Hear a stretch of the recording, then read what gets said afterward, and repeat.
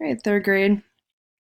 We are going to talk about some words that we might not know what they are, but we're going to use context clues to figure them out.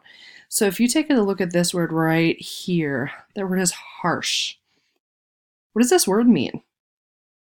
I see another word in that sentence, and that word is cold.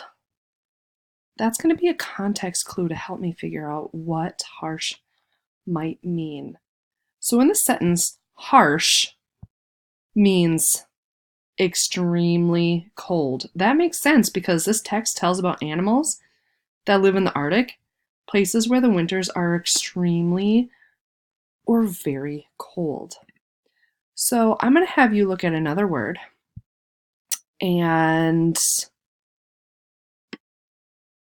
actually I'm not going to have you look at another word. I'm going to have you read this sentence. It says, some animals simply leave town and move to warm places. However, others tough it out and find ways to stay warm. When animals simply leave town and move to warm places, sometimes we have a word for that. I want you to think about another word that we can use for that.